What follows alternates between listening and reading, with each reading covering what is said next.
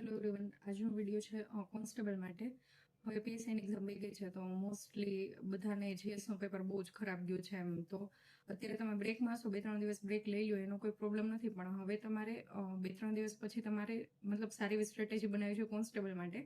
કેમ કે ઘણા લોકો પીએસઆઈનું પેપર જોઈને બી ગયા છે કે કોન્સ્ટેબલનું પેપર તો હાર્ડ આવશે. એમ 2022 વાળું પેપર હોય કોન્સ્ટેબલનું કે 2025 વાળું પેપર હોય કે આ વખતે આવશે 2026નું પેપર, એ હંમેશા અત્યાર સુધી તો એવું રહ્યું જ છે કે પીએસઆઈના પેપર કરતાં કોન્સ્ટેબલનું પેપર થોડું હાર્ડ હોય છે. કેમ કે એમાં ખાલી એક જ એક્ઝામથી તમને મેઇન્સ ન હોય, એટલે એક જ એક્ઝામ ઉપરથી તમારું રિક્રુટમેન્ટ થતું હોય. એમ એટલે એ અત્યાર સુધી તો રહ્યું જ છે કે એનું પેપર મોસ્ટલી પીએસઆઈ કરતાં થોડું હાર્ડ હોય છે કોન્સ્ટેબલનું લેવલ. તો અને એ મતલબ ઘણા લોકોને હવે એવું થઈ જાય છે, મારી ઘણી બધી વાતે ઘણાને ખોટી લાગતી હોય. ધારો કે અત્યારે ઘણાને એમ લાગે કે હા એ તો કે છે દર વખતે એમ, પણ તમે આગલું પેપર એકવાર જોઈ લ્યો. પીએસઆઈનું પેપર તો તમે જોયા જ હશે આગલા, અને એકવાર આગલા વર્ષના કોન્સ્ટેબલના જોઈ લ્યો. પીએસઆઈનું જોઈને ડાયરેક્ટ કોન્સ્ટેબલનું જોવો 2022નું, સેમ 2025નું પીએસઆઈનું જોઈને પછી કોન્સ્ટેબલનું જોવો, એટલે તમને ખબર પડે કે એટલું થોડુંક રેજ છે. હવે આ વખતે કેવું રહે કાંઈ મતલબ પ્રેડિક્ટ આપણે ન કરી શકીએ કેવું રહે. આપણા હાથમાં એ છે કે અત્યારે જેટલું આપણાથી થાય ને એટલું આપણે પ્રેક્ટિસ થોડીક વધારી દઈ તો શું કે મેરિટ નીચું રહે ને તોય આપણે એટલીસ્ટ પાસ થઈ જાય. થોડા ઘણા એમસીક્યુ આપણને એટલા આવડી જાય કે આપણે મેરિટમાં આવી જાય. એમ પેપર ભલે હાર્ડ હોય એટલે મેરિટ ઓબ્વિયસલી 20-30 માર્ક્સ કે એનાથી વધારે ડાઉન રહે. તો મેરિટ ડાઉન રહેનો કંઈ પ્રોબ્લેમ નથી. મેરિટ ડાઉન રહેશે તો એ સિલેક્ટ તો થશે જ. એમ જેટલી જગ્યા છે એટલી જગ્યા તો ભરાશે જ. તો તમારે એ જગ્યામાં એડ થવું છે કે નહીં એ તમારા ઉપર છે. એમ બાકી પછી કેવું પેપર પતી જાય પછી તમે એમ જેમ પીએસઆઈમાં અત્યારે બધા કહે છે એમ પછી તમે એવું કહેતા હશો કે પેપર હાર્ડ હતું એટલે નું આવડું. હાલ એ બધું સાચું છે, હાર્ડ હતું નું આવડું, પણ એ તોય એને જે 800 જણા જોઈએ છે 800 જણા એને મળી જ જવાના છે. એમ તો એ લોકોએ આપ્યું તો હશે, એવી રીતના કંઈક તૈયારી કરી તો હશે જ. એમ તો હવે પહેલાં તો એક પીએસઆઈના પેપર પછી ઘણા લોકો એવું કહે છે કે સિલેબસને અકોર્ડિંગ નથી પૂછાતું આ તે બધું, પણ તમને એવું લાગ્યું કે બુકની બહારનું કંઈ પૂછાણું હોય એવું નથી. મતલબ સિલેબસનો અકોર્ડિંગ નથી પૂછાતું એ વાત સાચી છે કે એમાં એવું લખેલું હોય કે આટલા માર્ક્સનું જિયોગ્રાફી કે આટલા માર્ક્સનું આ, તો એટલા માર્ક્સનું એ આવે એવું નથી થતું.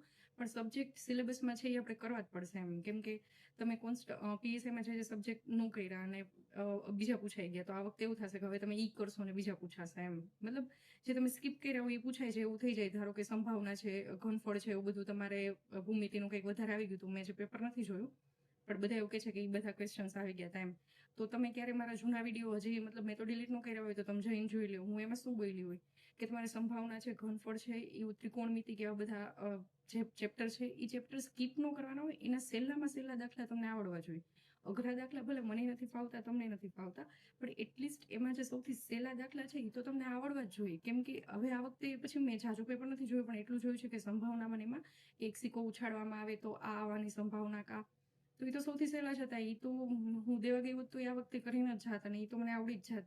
તો એવું તમે તમારું લેવલ બનાવો કે કોઈ વસ્તુ સ્કીપ ન કરો, કોઈ વસ્તુ આ નથી કરવું આ ચેપ્ટર એવું ન કરો. કેમ કે હવે તમે થોડુંક એ વસ્તુથી બીવો એમ કે એ હું નહીં કરું ને પૂછાણું તો એટલે એ પૂછાશે તો એમાં તમને 1, 2, 3 સ્ટેપના દાખલા હોય, એ સ્ટેપના, બી સ્ટેપના, એનથી અઘરા, સી એનથી અઘરા, તો એ ના તો કરો. પછી બીજી વાર જ્યારે એ ચેપ્ટર કરો ત્યારે ઈચ્છા થાય ને ટાઈમ બચે તો બી સ્ટેપના કરો, સી ના નો કરો તો કાંઈ નહીં. આવી રીતે તમે કરી શકો. એમ મેથ્સમાં તો મેથ્સમાં આપણે જે 30 માર્ક્સનું રિઝનિંગ છે, 30 માર્ક્સનું મેથ્સ છે, તો એમાં આવી રીતના હવે તમે પીએસઆઈ ઉપરથી આ એક શીખ લઈ લ્યો. અત્યારે ઓવરઓલ હું કહી દઉં તમને બધું કે પીએસઆઈની કમ્પેરિઝનમાં હવે તમારે શું શીખીને કોન્સ્ટેબલ વાળે કરવું જોઈએ. એમ તો પહેલાં તો મોસ્ટલી ઘણા બધામાં 12th પાસ હશે, ફર્સ્ટ યર, સેકન્ડ યર વાળા, પછી પીએસઆઈની ઘણી બધી 2-3 ટ્રાય આપેલા હશે અત્યારે કોન્સ્ટેબલમાં, અને આ વખતે પીએસઆઈમાં ઓછા માર્ક્સ થતા હશે ને એ હશે. તો બધા હવે એકવાર સમજીને ખોટું બીજાને બાના દેવાની કે આ પેપર અઘરું નીકળું, આવું નીકળું, તેવું નીકળું, એમાં ખોટો ટાઈમ વેસ્ટ કરવા કરતાં એક ત્રિકોણમિતિના, સંભાવનાના એના એક 2-3 જેટલા લેક્ચર હોય એટલા લેક્ચર જોઈને 2-3 દિવસ કન્ટિન્યુઅસ લેક્ચર જોઈને બધું પૂરું કરો. કેમ કે અને કોઈ વસ્તુ સ્કીપ ન કરો. જેટલા મેથ્સમાં લેક્ચર છે એ બધા જુઓ, જેટલા રિઝનિંગના લેક્ચર છે એ બધા જુઓ. પછી એમાં શું પૂછાય ને શું આવડે એ નહીં કરો અત્યારે તમે બધાની તૈયારી. એમ તો પેલી એ શીખ તમે મેથ્સ માટે આમાંથી લઈ લો કે તમારે કરવાનું બધું છે. એક ચેપ્ટર તમારે થઈ જવા જોઈએ. એ ચેપ્ટરમાંથી કંઈક તો આવડવું જોઈએ. કોઈક તમને એમ આવીને પૂછે કે તને સંભાવના આવડે છે તો એમનું બોલવું જોઈએ આપણા મોઢામાંથી કે તને પાસાનું ચેપ્ટર આવે છે તો એમનું થવું જોઈએ કે પાસો ને એ બધું તો મને બહુ અઘરું લાગે, તો મેં કર્યું જ નથી, આ વખતે જવા દીધું. એમાં પૂછે તોય મારે નથી ટીક કરવો. એવું કરશો તો નહીં મેળ પડે. થોડુંક થોડુંક કરો. એમાં છેલ્લે તમે જેના કરો છો એનું તમને નથી સમજાવતું તો યુટ્યુબમાં સર્ચ કરી નાખો એમ કે સંભાવનાનું ચેપ્ટર કોઈક સહેલી રીતના સમજાવતું તો એની નોટ્સ બનાવી નાખો એક પેજમાં. પછી 2-3 દિવસ સુધી એ થોડીક ગોઈખા કરો કે ભાઈ થોડુંક તો યાદ રહેશે ને એના ઉપરથી એમ. તો મેથ્સ માટે પેલી આ કે મેથ્સ માટે આગલું ગમે એ કંઈક છે મેથ્સ રિઝનિંગના જે નો ગમતા ચેપ્ટર એ બધા એકવાર કરી નાખો. અને હજી ટાઈમ છે તમારી પાસે એવું હોય તો નોટ્સ બનાવી નાખો. ઘનફળના બધા સૂત્રોની, ત્રિકોણમિતિના અમુક સૂત્રો છે એની નોટ્સ બનાવી નાખો. એટલે કેવું રોજ વાંચ્યા કરશો એટલે થોડુંક આવડી જશે. પછી છે 20 માર્ક્સનું ગુજરાતી કોમ્પ્રિહેન્સિવ એમ. તો અમારી વખતે ત્યારે પેલું પૂછાઈ ગયું હતું જોડણીને એવું બધું.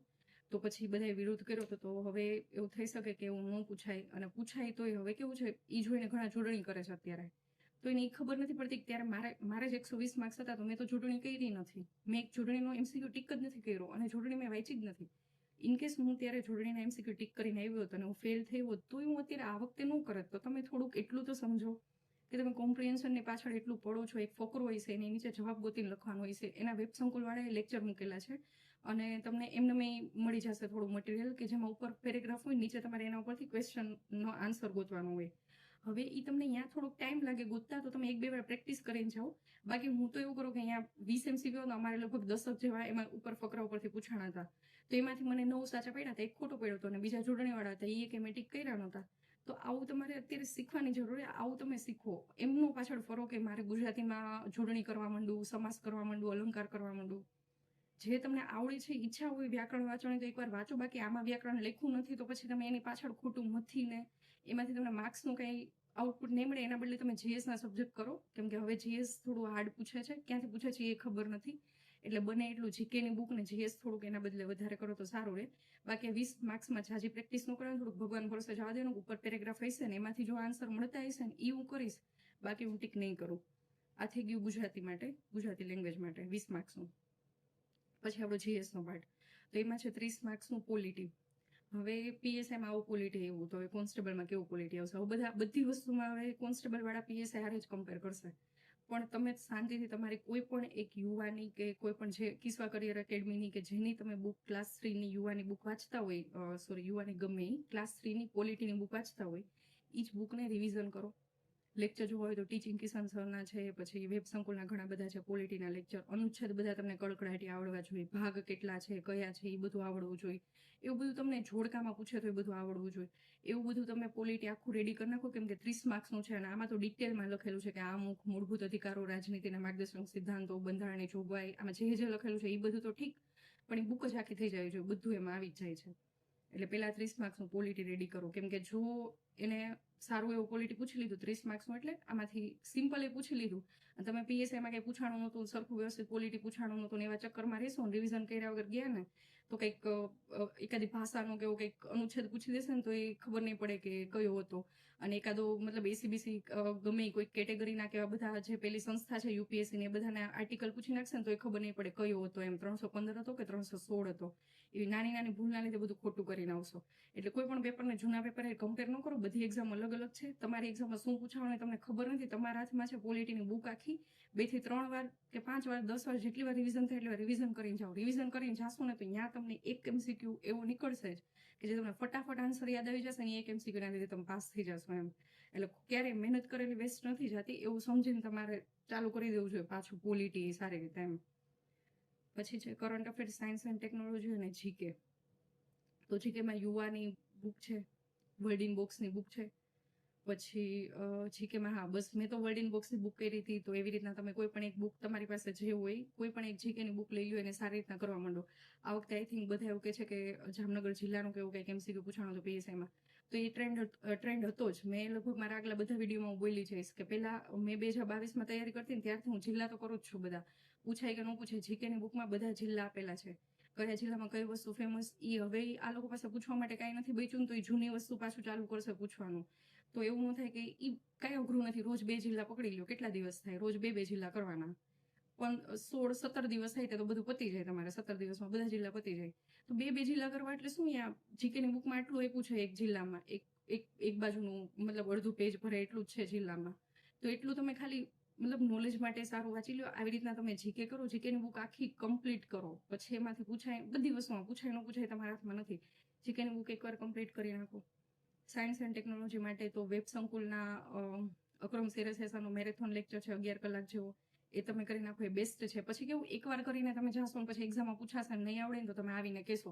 એકવાર કરવાથી કંઈ ફરક નહીં પડે, એને 3 થી 4 વાર રિપીટ કરીને જાઓ. એક્ઝામ ટાઈમ નહીં, અત્યારે 3 થી 4 વાર કરી નાખો. પછી એક્ઝામ પહેલા તો રિવિઝન કરવું એ તો અલગ છે. એવી રીતના સાયન્સ એન્ડ ટેકનોલોજીમાં ઈ કરો. અને એક યુવાની બુક છે, પતલી એવી નાની બુક આવે છે, એ તમે કરી શકો. થોડુંક મતલબ થોડાક વિટામિન છે ને એવું બધું જે અમુક અમુક વસ્તુ છે જે દર વખતે પૂછાય છે, તો એવું બધું કરી નાખી તો પૂછાય ને આવડી જાય તો સારું. એમ 1-2 MCQ જે સાચા પડે.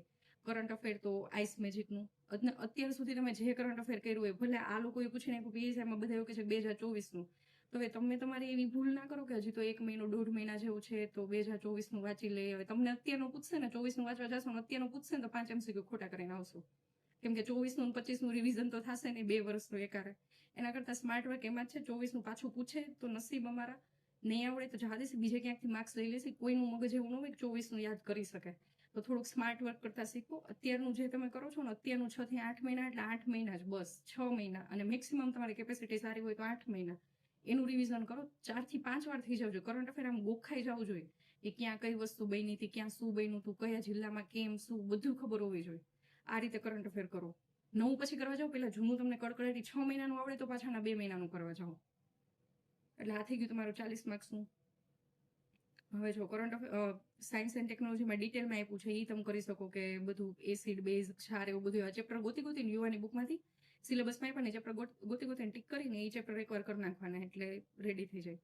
પછી છે હિસ્ટ્રી, કલ્ચર અને જિયોગ્રાફી ઓફ ગુજરાત અને ભારત. આમાં પાછું પીએસઆઈમાં પૂછાણું ન પૂછાણું એ કાંઈ નહીં. અત્યારે શું પૂછાણું એ જો, એ પેપરને સાવ ભૂલી જ જાઓ કે આવું કંઈ પેપર હતું જ કે આપ્યું હતું. હવે તમારા હાથમાં છે ને શું કે હિસ્ટ્રી તમે જેમાંથી કર્યું છે ને એ હજી કરી નાખો રિવિઝન. એમ એકવાર પાછું ચાલુ કરી દો, ભલે 5 દિવસ લાગે, 6 દિવસ લાગે. કલ્ચર, આખું કલ્ચર ગુજરાતનું ભારતનું બે કરવાનું છે. આમાં લખ્યું છે culture, cultural heritage and geography of Gujarat and Bharat, એટલે બેયનું બે વસ્તુ કરવાની છે. તો જેટલું પોસિબલ થાય એટલું સારી રીતના કલ્ચરનું એકાદું મેરેથોન જોઈ નાખો.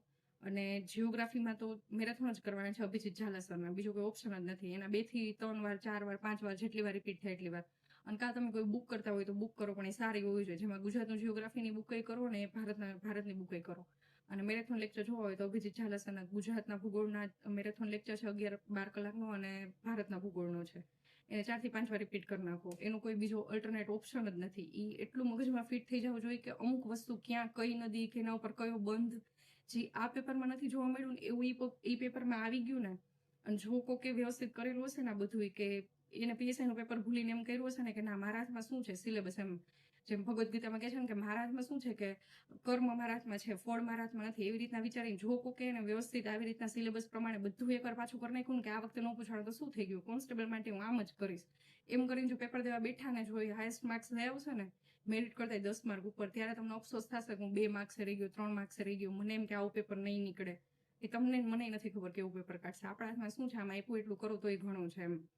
એટલે આ થઈ ગયું હિસ્ટ્રી, કલ્ચર અને જિયોગ્રાફીમાં મેરેથોન કરી નાખવાના 4 થી 5 વાર. બાકી બસ આ બધાને રિલેટેડ કરંટ. આમ આપણે કંઈ નવા સબ્જેક્ટ છે ને એમ ઇકોનોમિક્સ ને બધું છે નહીં, પણ જીકે એટલે જીકેમાં મોસ્ટલી આવી જતું હોય તો પછી આપણે જનરલ નોલેજની બુક છે એમાં 5-10 પેજમાં પતી જતું હશે, એવું થોડુંક ઉપર છેલ્લું જોઈ લેવાનું કંઈક એવું આઈએમપી હોય તો. એમ જનરલ નોલેજની બુકમાં તો બધા સબ્જેક્ટ આપેલા જ હશે. પછી જેવો તમારા પાસે ટાઈમ બચે એટલું વ્યવસ્થિત કરી નાખવાનું એમ. તો આ તો કોન્સ્ટેબલ માટે. અને મેઇન તો અત્યારે મોસ્ટલી બધા તમે લોકો બ્રેક લેતા હશો કે એવું કહે હશે કે હજી પીએસઆઈ પેપર ગયો એટલે, ને ઘણા ખાલી સિરિયસલી કોન્સ્ટેબલ કરવાવાળા છે, મતલબ હજી એજ ન થયું ને એવું બધું. તો તમે લોકો તો તમારું તો પહેલું જ કામ છે સિલેબસમાં છે ને બધી વસ્તુ કરવાનું. હું જે વસ્તુ બોલી ને પેન લઈને એક બુકમાં લખી લ્યો. આમાં આ જ કરવાનું છે, આમાં બીજું કંઈ કરવાનું જ નથી. આનો કોઈ બીજું ઓલ્ટરનેટ ઓપ્શન છે જ નહીં. તમારી પાસે કોઈ બુક પડી છે જોઈ લો, તમારી પાસે કઈ બુક છે જિયોગ્રાફીની આ છે તો એ વાંચો. બુક વાંચી નથી ખબર પડતી તો જિયોગ્રાફીમાં મેરેથોન ચાલુ કરી દો. મેરેથોન જોઈ નાખો, આજ બહુ ખબર ન પડી, અડધો મેરેથોન જોયો, કાલ પાછો અડધો જોવો, 2 દિવસમાં મેરેથોન પૂરો થયો. પછી વચ્ચે 2-3 દિવસ બીજા સબ્જેક્ટ કરો, મેથ્સ ને એવું બધું કરો, પછી પાછું એ મેરેથોન એકવાર જોઈ નાખો. ત્યારે મગજમાં ફિટ બેસશે કે અહીંથી આ નદી નીકળે છે, એની ઉપર આ બંધ છે.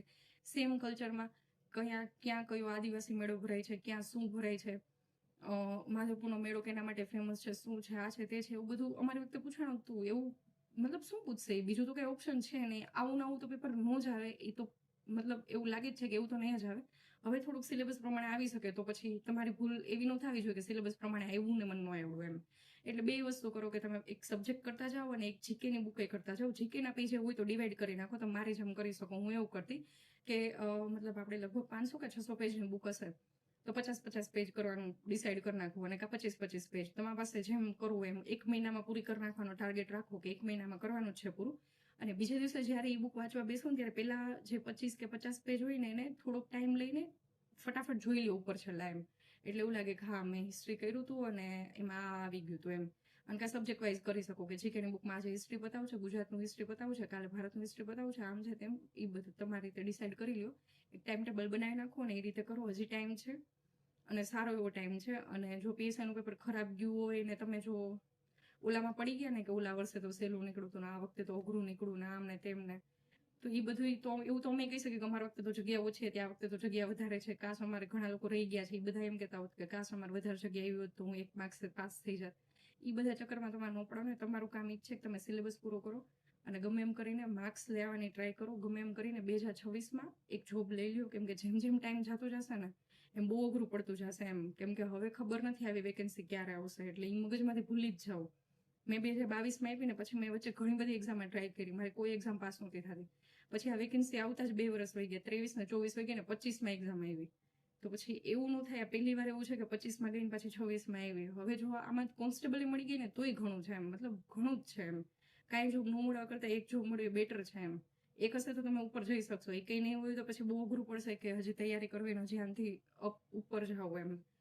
તો એક એ જ એડવાઇસ છે કે ગમે એમ કરીને જે પોસિબલ થાય એટલું. મેં જે આજે ઓવરવ્યૂ કહી દીધું તમને આખા પેપરનો, એટલે એમાંથી તમે એક પેનથી લઈને લખીને તમે જેનું જે કરો છો એ કન્ટિન્યુ રાખો, પણ વ્યવસ્થિત કરો. બાકી કે તમારા ક્વેશ્ચન્સ હોય તો કોન્સ્ટેબલને રિલેટેડ કે પીએસઆઈ રિલેટેડ તમે મને કમેન્ટ કરી દો, એટલે હું હવે પાછા વિડીયો જે બનાવીશ એમાં એડ કરી દઈશ. Okay, thank you.